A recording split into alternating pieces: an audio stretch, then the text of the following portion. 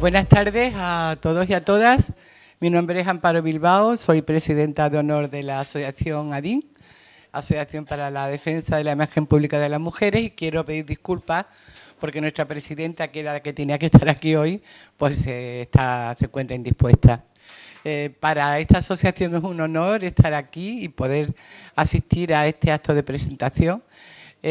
Porque bueno, nosotras ya desde hace años seguimos a Isabel Oyarzábal y además le pusimos un premio anual con su nombre, y la primera ganadora de ese premio fue Aurora Luque, que está aquí hoy sentada con nosotros. Yo simplemente pues dar las gracias por estar aquí con nosotros esta tarde y disfrutar seguro de las maravillosas personas que nos acompañan hoy. Así que ya le paso la palabra a Enrique y él ya nos irá informando. Gracias.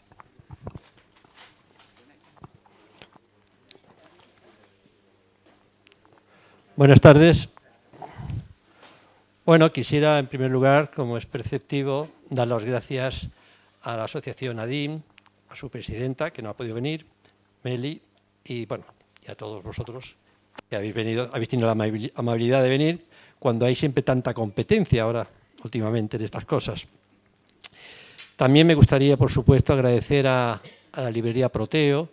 Para nosotros, sobre todo para Andrés y para mí, es como estar en casa, porque su gerente o su director, Jesús Otaola, con nosotros siempre se ha portado muy bien. Cuando le decimos, oye Jesús, sí, pero si no te hemos dicho, sí, cualquier cosa que le propongas te dice que sí. Pobre de él. Con Ediciones del Genal hemos publicado por lo menos 6 títulos y siempre con plena satisfacción. También quería dar las gracias a María Ángeles Tarifa, porque tiene una paciencia, porque yo soy muy pesadito, muy intenso, como se dice ahora con las cosas, en fin, soy como soy. Bueno, también me gustaría mandar un recuerdo al editor de Ediciones Cuadernos del Langre, que es la editorial que ha publicado esta nueva versión de Kollontai, porque no ha podido venir tampoco. Bueno, él vive en Madrid, pero está bastante mal de salud y como hubiera sido su deseo, le mando por aquí un abrazo. Y también a Nieves Córcoles, que es la que maqueta normalmente los libros de Cuadernos del Langre, que, si no recuerdo mal, creo que son 7 títulos ya hemos publicado con ellos. Bien, ahora me van a permitir que haga un poco de historia de cómo nos pusimos en contacto con Isabel Oyarzábal, metafóricamente hablando. En la vida siempre suele haber una causa y un causante de muchas cosas, ¿no?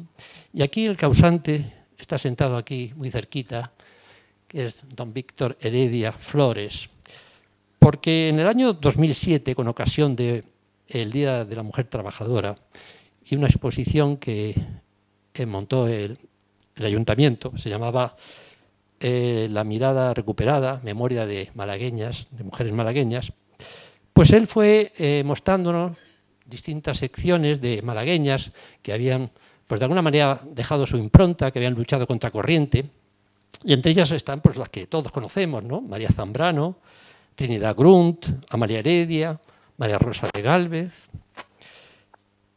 Victoria Kent, etcétera. Y de repente nos llevó a un expositor donde había un libro abierto, un libro que ponía I Must Have Liberty, de una tal Isabel de Palencia. Ni Andrés ni yo la conocíamos. Nos resultó raro que estuviera escrito en inglés. Debo tener libertad, que era más o menos la traducción literal. Y ya Víctor nos explicó de que era una malagueña, que era bilingüe, su madre era escocesa, que había tenido cargos importantes en la República, y pensamos, por lo menos Andrés y yo, que lo mejor de su producción estaba escrita en inglés. Y ahí entramos nosotros, los traductores. Y a lo tonto, pues hemos traducido 4 libros de ella. Bien, también nos enteramos de que había habido muchas mujeres que habían investigado la obra de Isabel. Bueno, nosotros también le recuperamos el apellido, Oyarzábal Smith, porque siempre los libros lo firmaba como Isabel de Palencia, ¿no? Con el apellido del marido. Entonces supimos que había personas, como que muchos las conocéis, Nuria Capdevila, Matilde Iroa, Mar de Mena Pablos, Amparo Quílez, Rosa Ballesteros, Olga Paz, entre otras. Y después se sumaron al carro varones muy amigos, como es el propio Víctor Heredia, Miguel Moreta o Enrique Benítez. Y he dejado para el final a doña Aurora Luque, doctora por la Universidad de Salamanca, porque a partir del 2010, cuando presentamos la primera versión extraña de Hambre de Libertad, y tras un viaje que hicimos también bastante extraño a Estocolmo, Suecia, donde presentamos Hambre de Libertad en la propia embajada, que además era la residencia de Isabel Oyarzábal, el embajador muy amable nos fue enseñando incluso los aposentos privados, todavía sigue el piano que utilizaba la hija de Marisa, la hija de Isabel, que tocaba el piano, y después fuimos al Instituto Cervantes, donde también lo volvimos a presentar. Y a partir de entonces pues hemos cimentado una amistad y una colaboración, y fruto de ello pues ha sido, gracias sobre todo a ella, la inauguración de la sala Isabel Oyarzábal de la Diputación.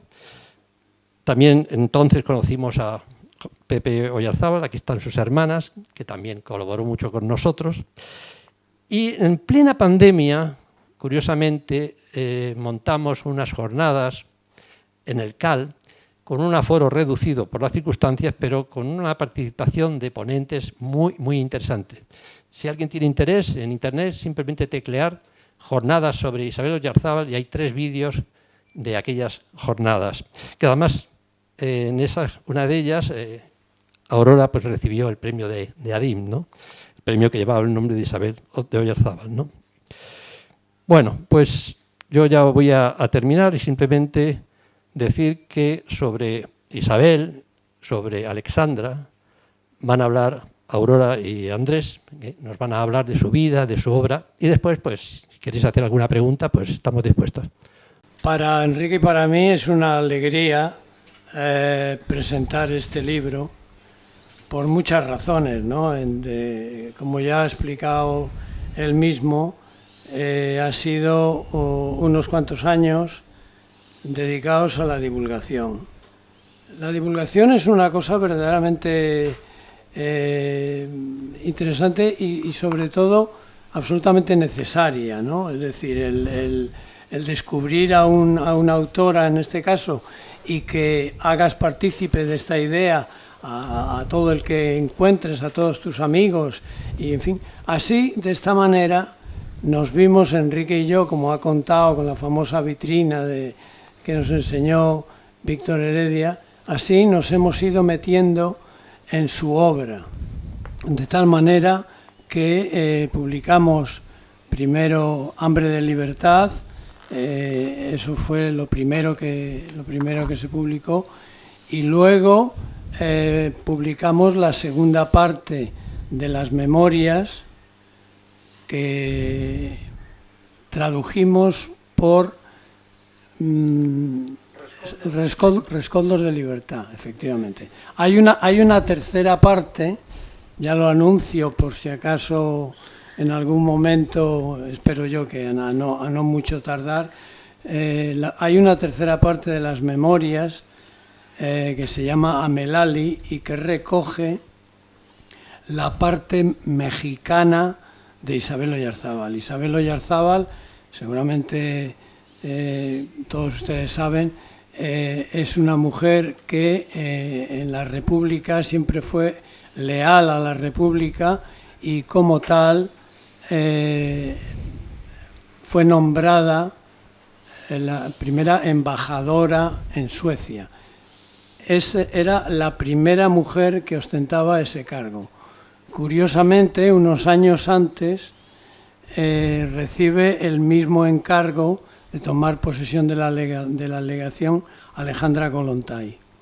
De modo que esto, como decía, este libro que presentamos hoy, son los recuerdos, no es una biografía al uso en el sentido de una biografía que pretenda ser canónica, no pretende eso Isabel Oyarzábal. Isabel Oyarzábal lo que quiere hacer es rendir tributo a una amiga que ella admira mucho, porque Kollontai era 6 años mayor que Isabel Oyarzábal, pero habían tenido, como ya iremos explicando a lo largo de la tarde, había tenido por decirlo así, unos cargos de más relevancia que los que tenía Isabel Oyarzábal. Es decir, entonces ahí se produce esa... No sabemos a ciencia cierta por qué razón decide, podemos imaginárnoslo, por qué razón escribe esta biografía, por qué lo hace. Bueno, sin duda porque Isabel Oyarzábal encuentra en Kollontai el espejo donde mirarse. Tiene, como decía antes, unos años más que ella, pero ella ha sido ya ministra en la etapa de gobierno de Stalin, ¿no?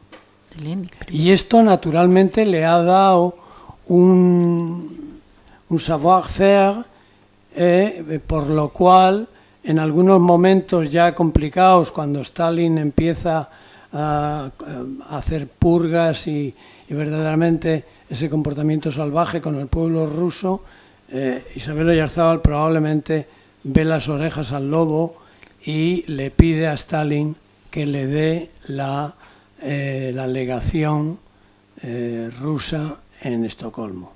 Y ahí será donde se encuentre con Isabel Oyarzábal, con Alejandra Kollontai. Y ahora le paso yo le paso el testigo a Aurora para que nos cuente un poco a qué se debe, digamos, que la obra de Isabel Oyarzábal no sea más conocida, porque sí es cierto que Kollontai tiene una dimensión mucho mayor en el sentido, pero bueno, da la casualidad que Isabel Oyarzábal es malagueña y luego además sus obras en su momento tuvieron bastante difusión. Entonces la pregunta es ¿a qué crees que se ha debido el olvido?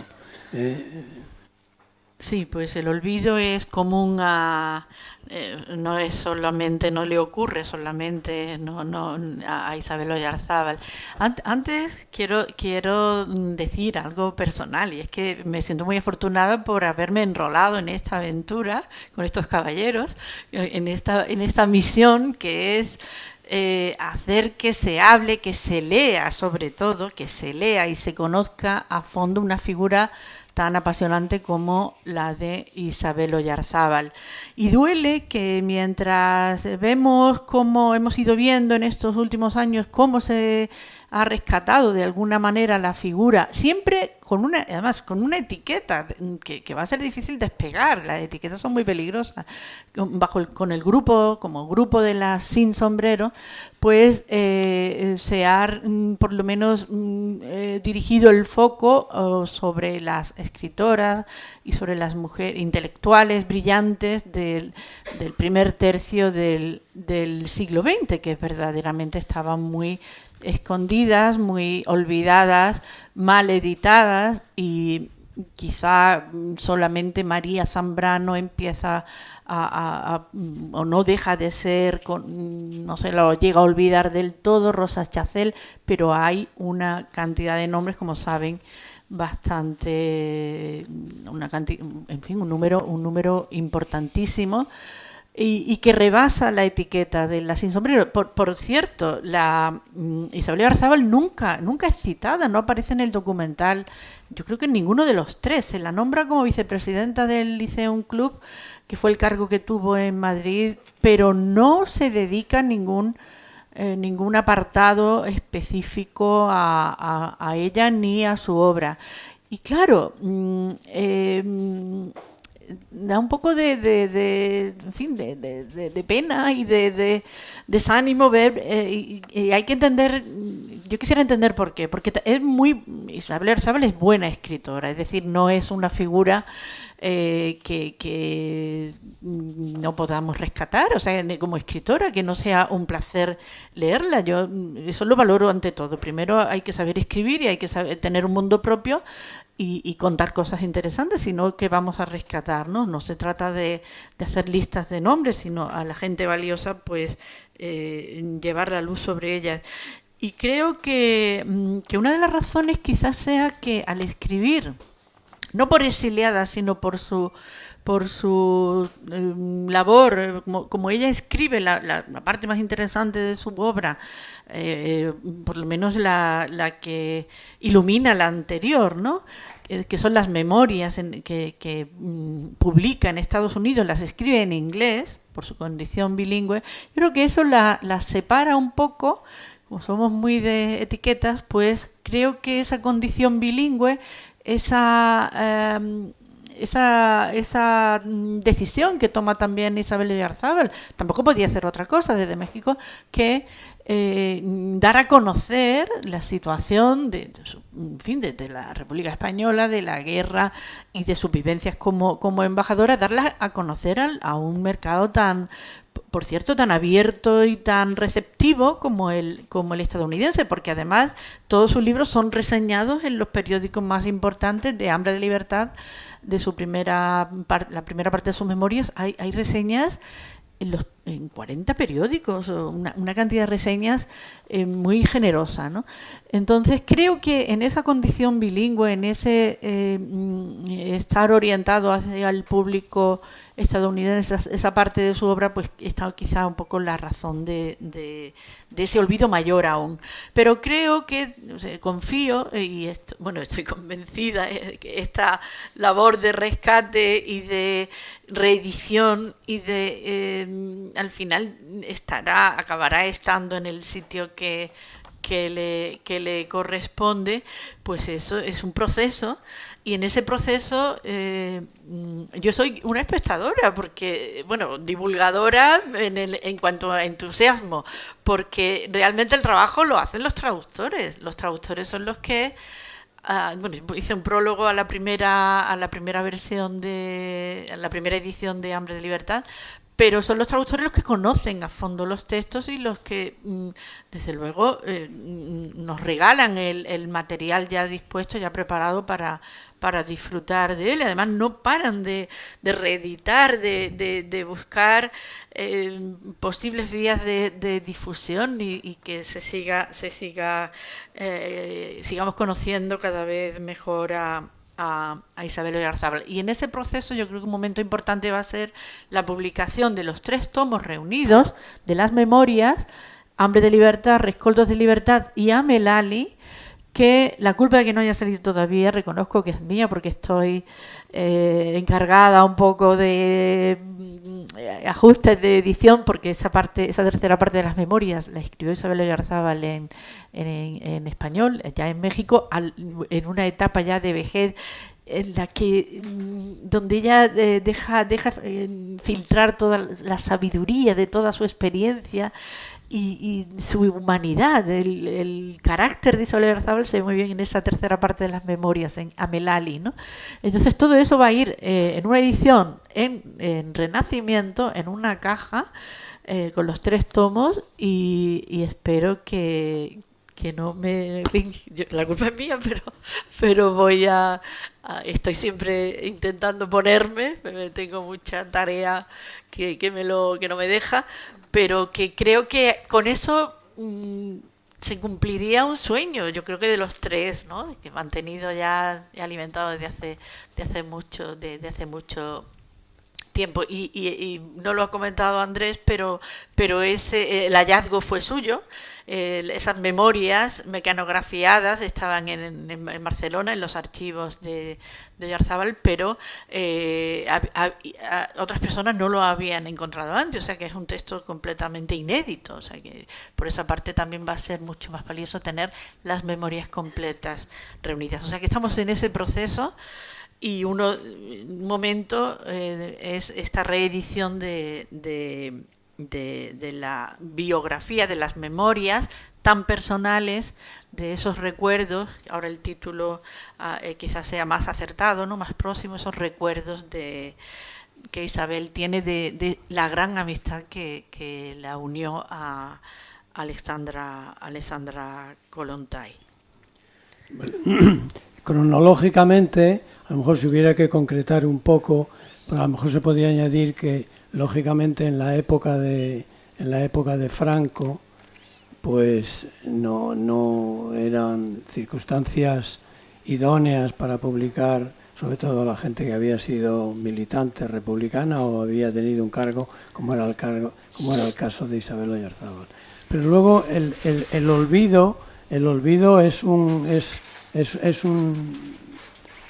insecto con las patas muy largas, y luego es muy difícil acabar, lo que estaba comentando Aurora, es muy difícil romper esa dinámica y conquistar, por decirlo así, de alguna manera, un sitio en la historia de la literatura. Es verdaderamente difícil, y luego, siendo mujer, aún más difícil todavía, de tal manera que cuando nosotros, como hemos contado ya, cuando llegamos allí y vemos que en realidad ha sido una editorial americana la que ha tenido, que es Longmans, la que ha tenido que publicar, le piden que haga un poco una historia sobre su vida y tal, es cuando escribe I Must Have Liberty, y entonces los editores americanos pues perciben que son unas memorias de interés, que de alguna manera responden a lo que ha sido toda una generación de republicanas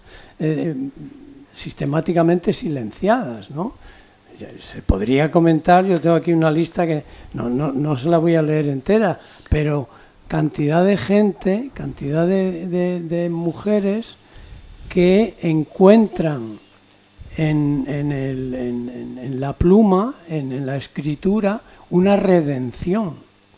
Es decir, una lucha contra el olvido, la necesidad de trascender, la necesidad de dejarlo escrito, que cuando ha habido mucho sufrimiento parece normal que la gente quiera expresarse. Y este es el caso de muchas de las autobiografías que tienen bastante que ver con Isabel Oyarzábal.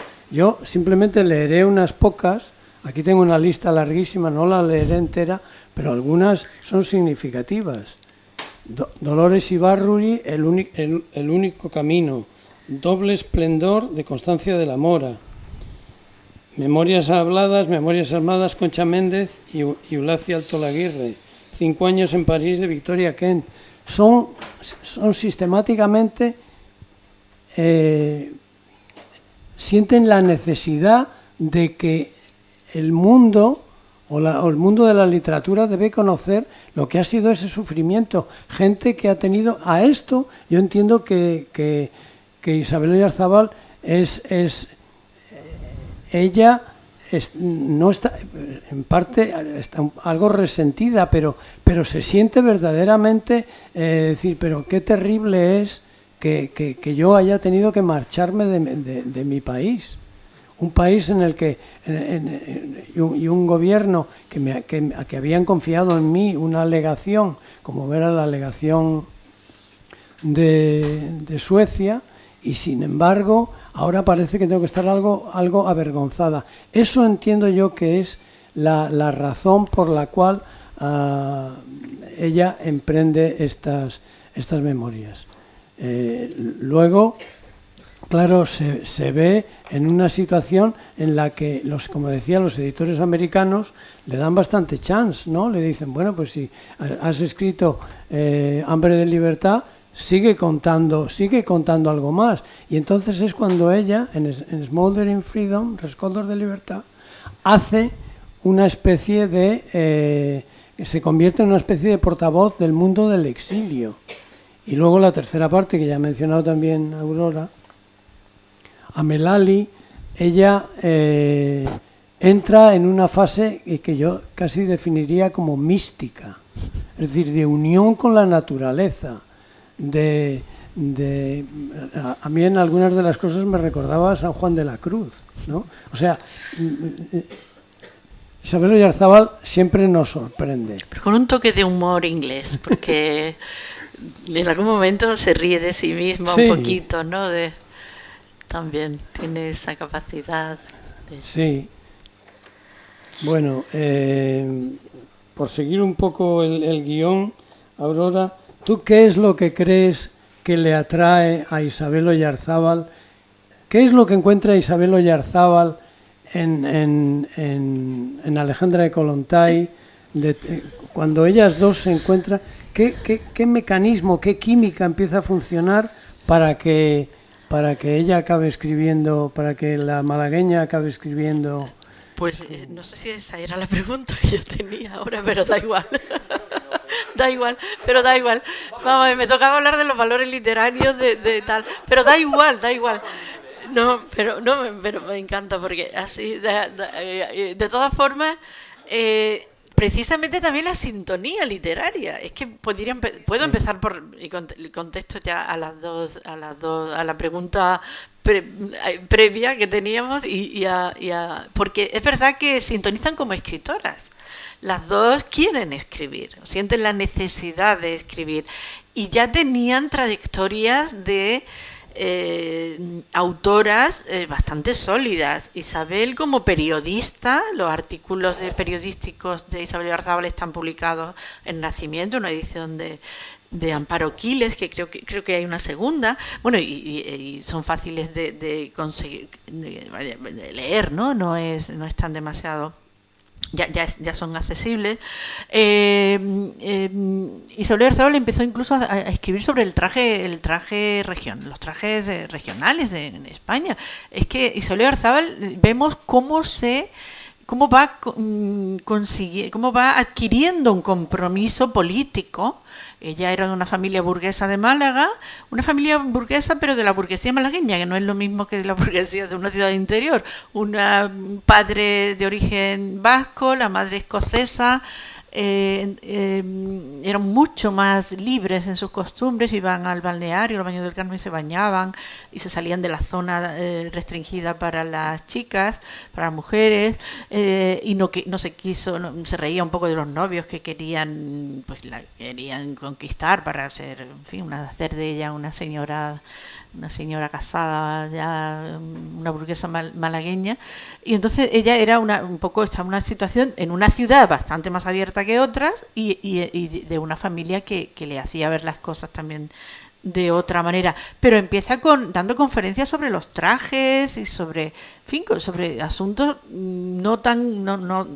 que no estaban marcados por el compromiso, y se va concienciando, sobre todo en Madrid, cuando el teatro primero, una vocación teatral que al final sabe que no cuaja, cómo se va integrando en los grupos, en los clubes feministas, en el Liceum, en fin, hay una toma de conciencia, y eso lo vamos viendo en sus memorias, ¿no? Y es muy interesante. Y también Kollontai escribe. Se interesan las dos, por ejemplo, por la psicología infantil, quizá pensando que las mujeres tienen que ocuparse, ¿no? En un primer momento hay publicaciones de las dos sobre psicología y sobre educación de los niños. Kollontai escribe unas novelas, yo creo que en eso coinciden las dos, novelas de tesis, sus novelas son vehículos para hablar de su compromiso político, no son novelas estrictamente literarias de ficción absoluta. Ellas, antes que escritoras, son políticas, tienen un compromiso político fortísimo, ¿no? También escriben relatos. Aquí se ha publicado, ¿no? Justo unos días antes de la pandemia se presentó el hijo del pescador, ¿no? Escriben relatos las dos, y Kollontai para volcar y para poner en forma narrativa sus ideas sobre la familia y sus ideas sobre el amor, y que son avanzadísimas. Ya hablaré ahora de eso, porque te dejan con la boca abierta lo claro que tenía.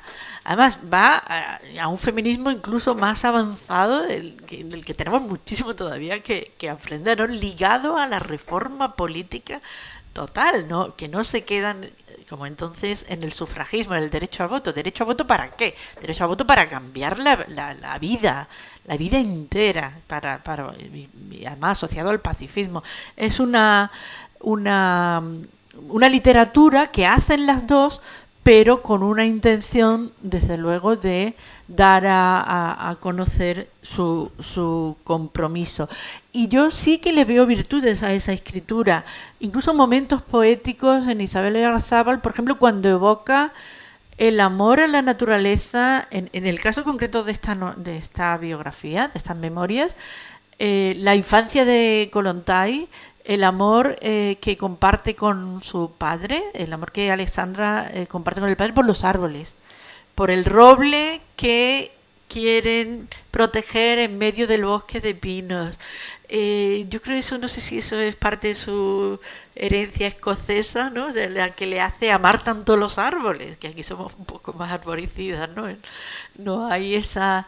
Y sintonizamos mucho ahora con esa sensibilidad, ¿no? Ver cómo se evoca esa infancia de Kollontai. Con su madre además tenía una granja, se dedicó a fabricar mantequilla, ella por su cuenta, su madre era finlandesa, y vive en contacto con la naturaleza, y ahí Oyarzábal sí que da hace unas descripciones muy bellas y que te atrapan, ¿no? Lees con mucho gusto. Otras exposiciones son quizá más áridas, ¿no? A la hora de hablar, por ejemplo, de la trayectoria política, a veces son muchos los datos que da, pero hay momentos muy líricos y muy logrados. Y de Oyarzábal yo también destacaría la amenidad y la agilidad periodística. En sus memorias salta con una pincelada, habla de una época, a Unamuno lo retrata con una anécdota en 2 palabras, y luego el humor, porque el humor inglés, yo creo que eso hay que reconocer que tiene un humor que nunca es plumbea, nunca es demasiado, nunca es barroca, siempre es ágil y tiene talento periodístico que es también esta buena parte de equivale al buen talento literario, no son incompatibles, ¿no? Yo señalaría también dentro de lo que es las memorias, porque esto en realidad son unas memorias, que también es una biografía, es la toma de conciencia de ambas escritoras. Isabel Oyarzábal cuenta que cuando iban a veranear a Laurín, un día se encuentra con un campesino, y ella le pregunta: ¿qué tal, don fulano? ¿Cómo está su familia? Y ella cuenta y dice: me miró y dijo: hambre, siempre hambre. Y dice Isabel Oyarzábal con cierta ingenuidad: entonces empecé a pensar por primera vez en mi vida lo que era el hambre.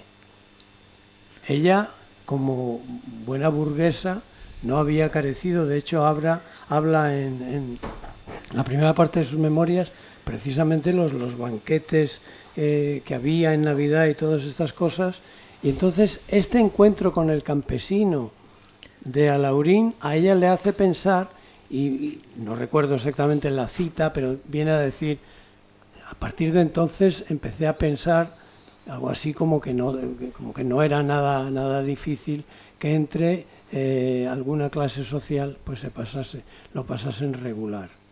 El caso de Kollontai es que Kollontai se ha casado y su marido es un ingeniero al que ella acompaña para ver una fábrica de hilatura, creo recordar. Y en esa fábrica hay unas condiciones laborales muy duras. Y eso, dice Kollontai, empecé a pensar, son 2 momentos coincidentes, ¿no? Es muy difícil no pensar, por eso yo insisto tanto en que ella encuentra, es decir, la malagueña encuentra en Kollontai un espejo donde mirarse, porque a Kollontai le toca bregar nada menos que con Lenin y con Stalin, en unas condiciones que, como dice la última biógrafa de Kollontai, que es Carrière d'Enclos, una francesa, es muy difícil, o sea, he perdido un poco el hilo. Y como mujer, además, estaba pensando que tiene que pasar a la clandestinidad. Primero, como burguesa, ella, Kollontai, vive con el padre. La madre muere, vive y tiene un hijo, ya se ha separado porque ella decidió que la vida de casada no le dejaba libertad para lo que ella quería hacer, que era dedicarse a mejorar la vida de los otros, a la acción política, y se divorcia, se separa, y con su hijo, Mijaíl, vive con el padre, porque sabía que estaba protegida como burguesa y tal, pues no despertaba sospechas en una casa. Bueno, además el padre era militar de la antigua aristocracia, no era más que burguesa, zarista, ¿no? Incluso. Entonces estaba como protegida, pero hay un momento en que ya empiezan a sospechar y tiene que pasar a la clandestinidad y tiene que alojarse en casas de amigos incluso. Por eso lo de la dureza, de lo que estabas hablando, ¿no? La dureza de una vida en la que al hijo ya lo tiene que dejar también con otras personas y tiene que ir cambiando porque la van persiguiendo en una primera etapa en la que ella admira muchísimo a Lenin, disiente, se separa de sus tesis, en otro momento la acerca y tal. Tiene una personalidad muy... o sea, no es nada seguidista, no es nada fanática. Ella toma decisiones en un momento de apartarse, luego está de acuerdo en otros momentos. Es interesante también cómo lo refleja esa trayectoria, que es muy personal, no es una persona que entra en un partido y ahí se ciega y no admite matices, ¿no? Vemos cómo, pues, en fin, va evolucionando también y nos lo va contando Oyarzábal, ¿no? No, a lo mejor no era mala idea, lo cual es una pregunta que se hacen varias de las biógrafas de Kollontai, es por qué ella sobrevivió a Stalin, porque verdaderamente ella tenía una relación en un principio cordial con Stalin, pero naturalmente llega ya un momento en el que empieza a ver que Stalin ha laminado prácticamente toda una generación. Además lo recoge en las memorias. Hay un momento en el que Oyarzábal y ella están en Suecia, se encuentran, y ella y Alexandra llora cuando le cuenta las purgas, que incluso acaba con fusilan a su médico en Leningrado, ¿no? Y llora, y entonces es verdad que no se denuncia en las memorias, pues lo mismo que tampoco lo hizo, lo mismo que Alberti o Neruda, están ciegos durante un tiempo, no quieren ver, aunque podían saber, a lo mejor no lo... en fin, o se les evita el conocimiento o ellos no quieren, no hay una condena, pero sí se da cuenta del momento en el que Kollontai se derrumba porque están matando a sus amigos y Stalin está matando a sus amigos, pero no hay una condena clara y rotunda del asunto. Y yo creo lo asocio con esos momentos en los que, en fin, las atrocidades de Stalin hacen que se derrumbe toda su lucha anterior, y entonces quizá yo creo que con el paso del tiempo seguramente sí que sería consciente, pero en el momento en que se publican las memorias todavía no eran capaces o no tenían datos suficientes o no eran capaces de dar ese paso de... Sí, yo entiendo también que es muy humano tener miedo y no cabe duda de que si ella no hace una condena expresa de lo que estaba haciendo el régimen de Stalin, verdaderamente es porque ella, me imagino que tiene en algún momento miedo y le pide a Stalin que le dé un puesto de embajadora, que es cuando ella va en realidad cuando vuelve a a Estocolmo. Entonces, claro, eso es una cosa que con mi colega Enrique hemos hablado muchas veces. Es que no todos tenemos madera de héroes. A lo mejor eso pudo ser la razón para que no condenase eso expresamente, aunque sí dice algunos de los asesinatos, de las atrocidades que se estaban cometiendo, ¿no? No, y le llega la noticia cuando están, o sea, que la memoria la reflejan, ¿no?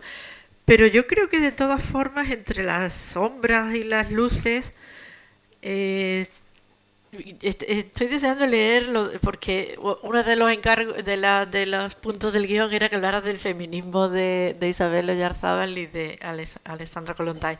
Quiero leer 2 fragmentos de las propias memorias, porque aquí sí que hay un vigor y un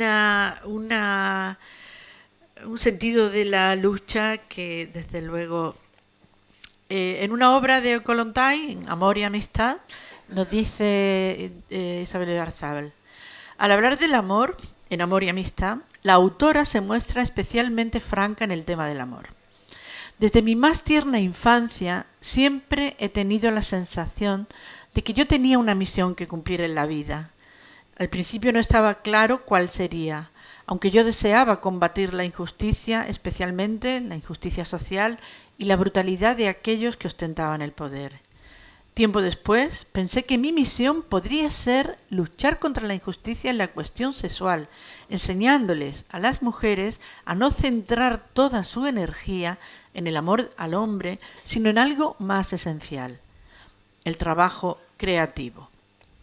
El amor no debe anular la individualidad femenina ni cortar sus alas. Si el amor supone un sometimiento, ella debe tratar de liberarse de él, debe sobreponerse a los conflictos amorosos y buscar su propio camino. Muchos de mis detractores, sigue hablando Alessandra Kollontai, intentaron atribuirme el postulado absolutamente falso de que yo estaba preconizando el amor libre. Yo diría que es justamente lo contrario. En mis escritos a las mujeres siempre insisto: libérate del sometimiento al amor de un hombre. Es decir, hay más, de hecho, cuando es ministra de Asuntos Sociales, todavía antes de ser embajadora, es la que promueve el divorcio, promueve el aborto, promueve unas leyes sociales que nos dejan ahora unas conquistas de género que nos dejan de verdad con la boca abierta, ¿no?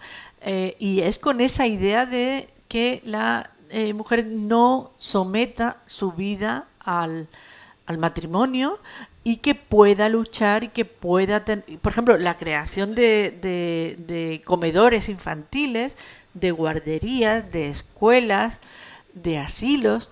Todo eso lo promovió Alessandra Kollontai.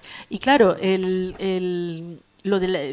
con esa idea de proteger, de dejar tiempo libre a las madres, que la mujer no esté esclavizada por la maternidad. Claro, ahí vuelve un poco a... Ahora eso conecta con Virginia Woolf, ¿no? O sea, es decir, es que tienen que cambiar... Claro, yo creo que uno de los grandes méritos de Kollontai es su parte teórica. La parte teórica sobre el feminismo, es decir, de qué manera... Ahí se enfrentan dos corrientes. Una corriente, si hay que hacer primero la revolución y luego las mujeres se incorporarán a luchar por el feminismo, o, por el contrario, pensar que la liberación de la mujer era una cosa primordial. Yo creo que en ese sentido Kollontai tiene una base teórica en sus escritos del cual probablemente Isabel Oyarzábal no es que carezca, sino que nunca hizo una exposición tan, por decirlo así, sistemática como sí la hizo Kollontai, ¿no? Porque Kollontai, efectivamente, lo que estás diciendo, sus teorías. Son marxistas y claro, bueno, en el fondo ella es una revolucionaria. En el fondo era una marxista, marxista feminista, ¿no? Lo que pasa es que hay un momento en que también dice Oyarzábal de ella, dice, es verdad que, a pesar de ser una ardiente defensora de los derechos de la mujer, Alexandra no era feminista en el sentido que habitualmente se le da al término. Se le da el término como lo entendía Isabel Oyarzábal como exiliada en México en los años 40 y próxima a Estados Unidos, ¿no? Dice, ella nunca se vio impulsada por el rencor que obsesionaba a algunas mujeres ante la desigualdad con respecto al varón. No era sufragista en la acepción más generalizada de la palabra. Por supuesto que quería que las mujeres votasen, pero consideraba que el sufragio no era un fin en sí mismo. Esa idea la llevó a despreciar los esfuerzos que las mujeres estaban haciendo en el mundo entero por conseguir el derecho al voto. De hecho, incluso llega a publicar un libro sobre que ridiculiza a las sufragistas, o sea, muy combativa en esa línea, porque ve que el movimiento sufragista, lo llega a definir, dice, el movimiento sufragista era para ella en aquel tiempo poco más que un juego de entretenimiento propio de las mujeres burguesas. Y aquí hace Oyarzábal una crítica a Kollontai, porque, claro, dice, no era consciente entonces de lo profundo y doloroso que podía llegar a ser para algunas mujeres de clase media, alta, de los países anglosajones, tener que armarse de valor para afrontar la crítica y la ironía mordiente. Es decir, se pone un poco también en lugar de las anglosajonas. Y o lo difícil que resultaba a las mujeres de los países latinos intentar alzarse por encima de la tradición, la pesadísima carga de la Iglesia, ¿no?, en los países latinos, y enfrentarse a las realidades de la vida. O sea, se pone un poco en el lugar de otras mujeres que luchan desde otros países. Pero es verdad que tiene clarísimo que la revolución tiene que ser mucho más general y es un cambio de vida total. No implica solo el derecho al voto, porque el derecho al voto es para cambiar no solo la condición de las mujeres, sino el mundo en general. Y eso lo tiene tan claro que se vuelve, pues eso, muy ácida contra las sufragistas, sobre todo, ¿no? Es que estoy buscando el título del... incluso se opone a los movimientos de mujeres burguesas que podía haber que surgieron en Rusia, ¿no? Y creo que ese legado feminista es, sobre todo porque es muy revisable. Es verdad que a nadie le apetece, todo el mundo está muy perezoso a la hora de volver a creer en utopías, pero no nos queda otra, o nos ponemos a soñar otra vez, o nos arrastra a esto que estamos viendo, estas olas que vemos ahora por las calles, ¿no?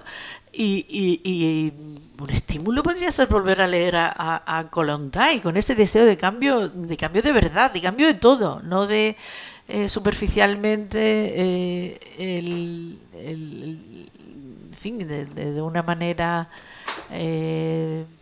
parcial y sí mucho más ambiciosa.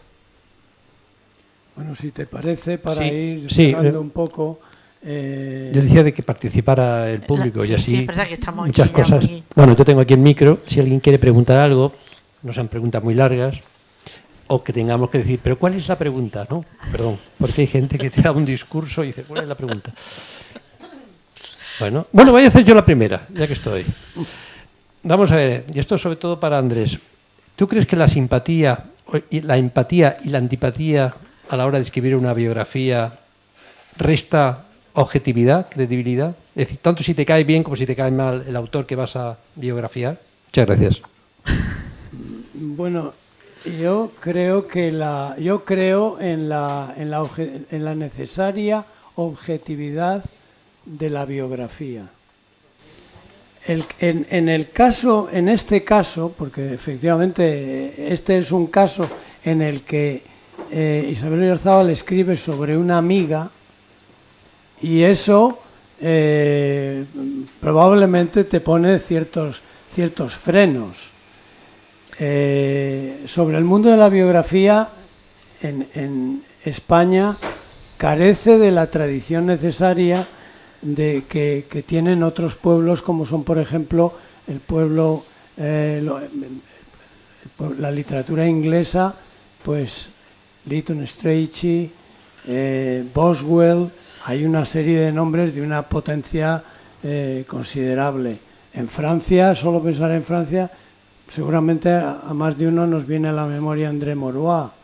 Si estamos hablando de Alemania, seguramente pues Emil Ludwig y Stefan Zweig, ¿no? O sea, España carece de esa tradición. Yo creo que últimamente se están haciendo más biografías, pero no es comparable en eso, y prueba de ello, hay un momento en la historia en que Ortega y Gasset de alguna manera se queja de eso, dice, en España hay que hacer biografías. Es cuando surgen las biografías de Antonio Espina y toda esa gente. Entonces, lo que preguntas, yo creo que es más difícil ser objetivo si sobre quien escribes es un amigo o una amiga, no cabe ninguna duda.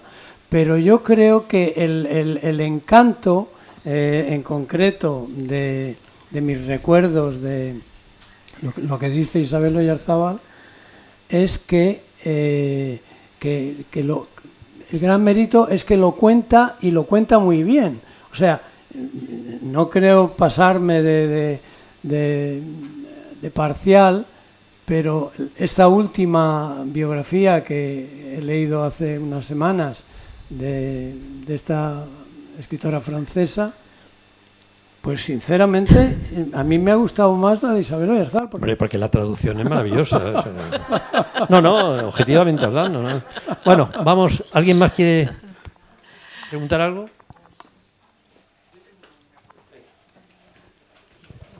Yo tengo una curiosidad, y ya es la tercera vez que coincidimos en la presentación del libro de Isabel, pero Enrique y Andrés, ¿por qué cuando os quedaste en el museo y visteis lo de Isabel Oyarzábal, decidisteis que queríais traducirla? ¿Por qué? ¿Qué fue lo que os movió?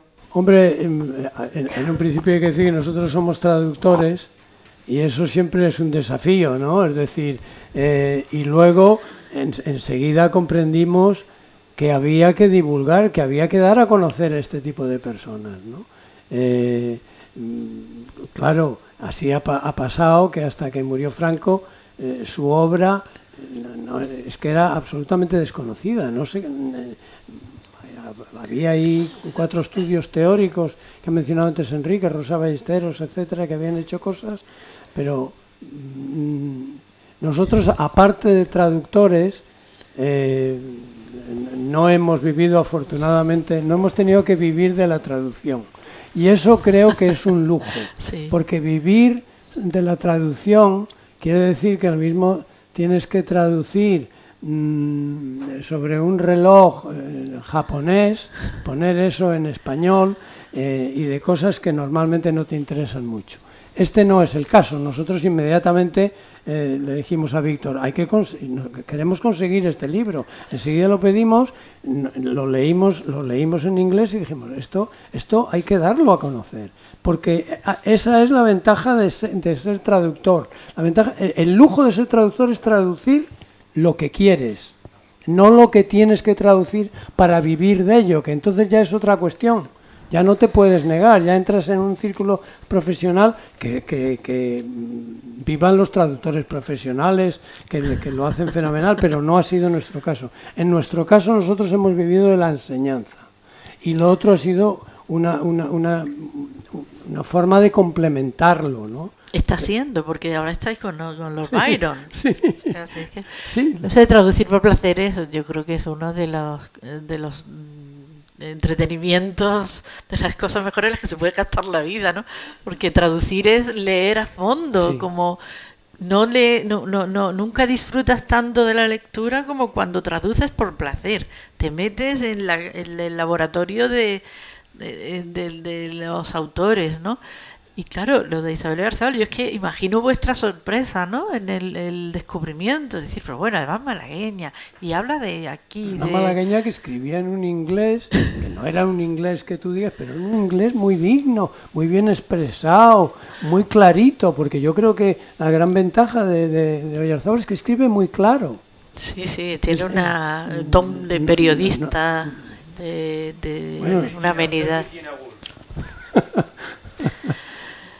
Pero sí que tiene bastantes cosas en común con Virginia Woolf, ¿no? En ese sentido. De hecho, su simpatía por ella se hace feminista o se va haciendo feminista cuando visita a la familia de su madre en Escocia. Todos los veranos los pasaba en Escocia y allí tenían amigas y tal que iban y que hablaban de todos los asuntos y claro, eso no eran temas que en la Málaga de entonces estuvieran además no había teterías, ¿no?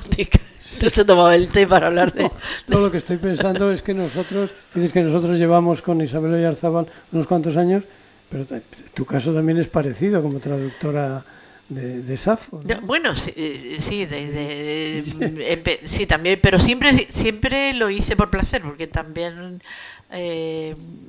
solo he traducido lo que me ha apetecido, lo que me gustaba, y una manera de seguir en contacto con un texto que te gusta es traducirlo, ¿no? Pero con vosotros, acercarme a Oyarzábal no fue por esa vía, evidentemente, pero sí fue un placer a leerla ya traducida y escribir el prólogo para Hambre de Libertad, porque también escribir prólogo te ayuda, o sea, te tienes que meter en el personaje, tienes que entenderlo, claro. Tienes que leer varias veces y saber por qué escribe así una parte, por qué este capítulo que deja de lado, que hay que resaltar, que destacar. Entonces también es otra manera de leer amorosamente, ¿no? Sí. El traductor es un lector verdaderamente, es muy difícil que un lector habitual, por decirlo así, profundice tanto como un traductor, porque claro, la tarea del traductor es, como ustedes saben bien, primero entender eso, que no siempre es fácil, que no siempre los escritores son claros, y esa claridad, si no viene en el original, esa la tiene que poner el traductor. O sea, no quiero decir inventarse cosas, pero hacerlo asequible, ¿no? Yo creo que en ese sentido, bueno, reivindicaríamos la traducción, es sí, para dar a conocer. Bueno, es que yo creo que hubo una traducción casi simultánea, ¿no? En los mismos años, 2010-2011, pero hasta esa década no se puede leer a Isabel Oyarzábal traducida con cierta facilidad, ¿no? Ahí es cuando empieza a estar un poco, y con las desventajas que ya he citado con relación a las autoras mucho más visibles ahora por los documentales de La Sin Sombrero, que bienvenido sea, que bendito sea, ¿no? Que por ejemplo, también María Lejarga, por ejemplo, está teniendo más suerte, con más focos sobre ella, pero Isabel Oyarzábal todavía no le ha tocado ese momento de reconocimiento y de aquí estamos con esa misión y con esa, y yo creo que hay un punto al que hay que llegar cuando hablamos de rescate de escritoras. No se puede quedar en el documental, el asunto tiene que llegar a los libros de texto. Hasta que no se estudia a un autor, a una autora que no ha estado antes en el canon, hasta que no entra a las programaciones escolares, no hay rescate que valga. Y de hecho, todavía con La Sin Sombrero, no sé, digo yo, pues con autoras que ya que aparecen en... No es, bueno, tampoco llevo un control de todos los libros de texto, pero a veces se conforman o se pasa sobre el tema con una conferencia en el centro sobre el 8 de marzo, escritoras desconocidas, tal, pero se las lee de verdad. Incluso la gente que las defiende, incluso los profesores y las profesoras que hablan de tal, se han leído las obras, las han buscado para sus centros, estudian los textos. Yo creo que hay por una parte la historia de la literatura es que hay que reescribirla continuamente, y en este punto tan delicado mucho más, ¿no?